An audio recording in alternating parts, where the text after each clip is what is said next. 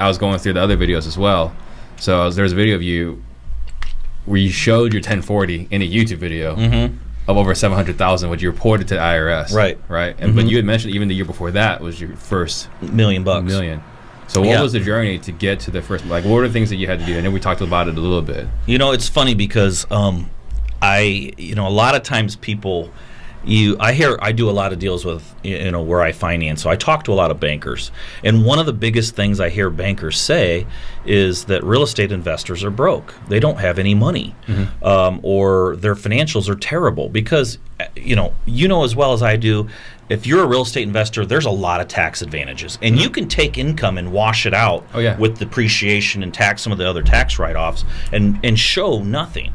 Unless you're making so much money that there's no way to outrun all of that with passive losses to the point where you're showing tons of income. And so I was tired of people saying, it's you're faking it. There's no way you're doing this. So I wasn't afraid to post that online.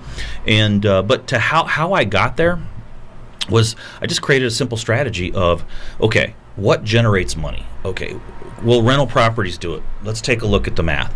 Yes, a rental property will generate you income, but it's very, very small and it's very incremental. Rental properties are a long-term. If you don't have long-term vision in real estate, don't buy a rental property.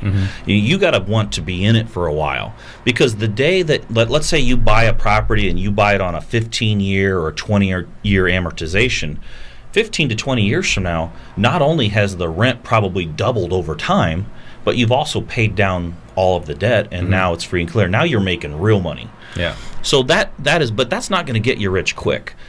The wholesaling and flips, that's your fast cash. Okay. Now, if you're doing a retail flip where you buy the house, fix it up, put it on the market and resell it, it's not really super fast cash, right? That's more of I can get a big chunk of money in let's call it 90 to 120 days, or maybe 6 months, depending on how long your rehab takes and how long it takes to sell. So you can make more money doing that, and that was part of my strategy. I'm going to take, 2 out of every 10 deals I do is going to be a retail flip, because those are big chunks of cash. But then, I need to take 6 or 7 out of 10 that I do, and I need to wholesale. That's fast cash. That's cash without investing a lot of money. So my strategy was wholesale primarily, pepper in some fix and flips, and then let's throw in a few rental properties while we go at it as well. Yeah. Because I wanted to build the long term. And the only way you're going to get financed for rental properties is if you have the financials that the bank can see. He's got liquidity, he's got cash flow, and he's got a net worth. We're going to loan money to him. Yeah. I had figured out that strategy early enough that I knew the only way to get to rentals, which is everybody's long-term goal, you got to have the financials so the banks want to lend you money. Right. Not writing off too much of it. Right.